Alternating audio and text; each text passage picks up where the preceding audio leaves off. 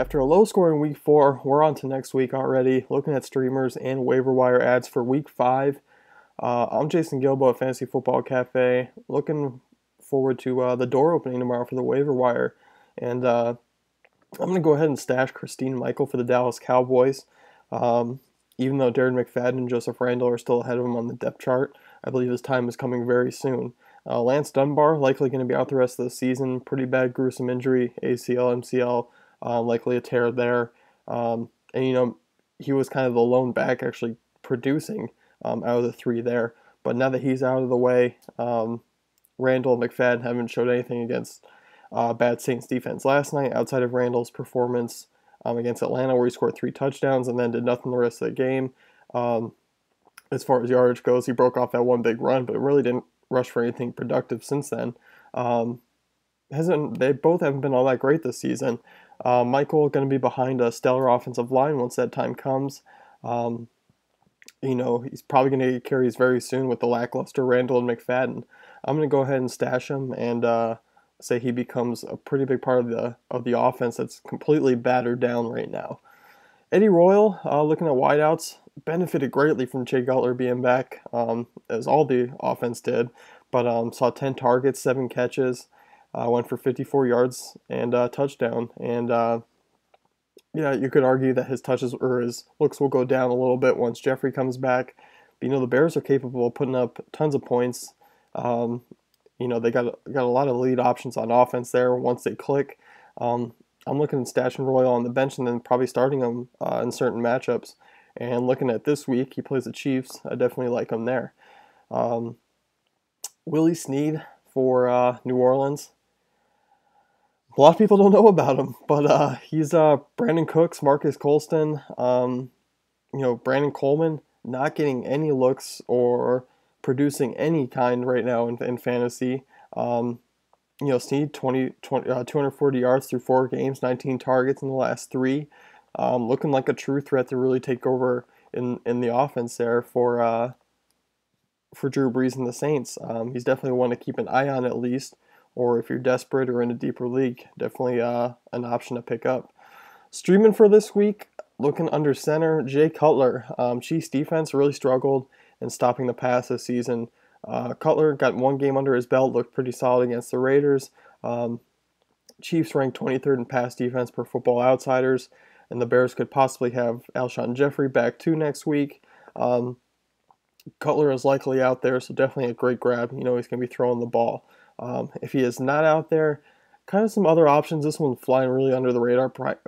Brian Hoyer for the Texans looked very solid in his garbage time comeback against the Falcons. Threw up 200 plus yards, 2 touchdowns. Colts defense is pretty bad outside of Vontae Davis, who will likely be on DeAndre Hopkins. But still, Arian Foster coming back, that's going to help things out. And, Colts defense ranks 25th in the pass defense. So definitely looking at those 2 guys. Running backs, Carlos Williams, Devonta Freeman, both streaming options. Big names, but still mentionable, but probably already owned. I'm looking at Ronnie Hillman for Denver Broncos. Gary Kubiak has noted Hillman is the hot hand, and he intends to get him more carries. This is coming off a game where he had a 72-yard touchdown run, rushed for over 100 yards, and has been playing pretty well when C.J. Anderson's banged up or just not producing. He's going to square off against the Oakland Raiders, who ranked 19th in rush defense. Playing in a Manning system, you got to give him a little bump anyway, even if Manning's not what it used to be. So I really like Ronnie Hillman this week. I have him on a bench because I was handcuffing to C.J. Anderson. And it may be time to switch him around because C.J. Anderson not getting it done.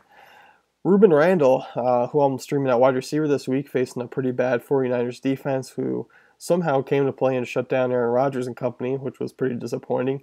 But the Victor Cruz news that he's set back and probably not going to play for some time keeps Randle pretty relevant, being the number 2 guy in a pretty pass-heavy system outside of Odell Beckham there. So I definitely like Randle on the Sunday night game.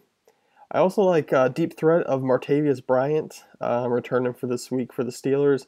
Even if Michael Vick is throwing the ball, Chargers defense has been horrendous this season. Martavius Bryant, big deep threat, home run hitter.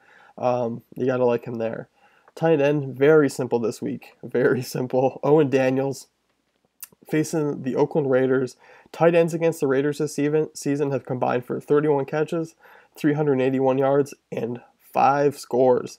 So you got to like that there. Daniels faces the Raiders with Manning throwing to him. Despite being 40 plus years old, Manning's still probably going to find Daniels quite a bit if he's open. So got to like that matchup there. As for defenses, a lot of good defenses have the best matchups this week. You figure you're looking at the Patriots, you're playing the Cowboys.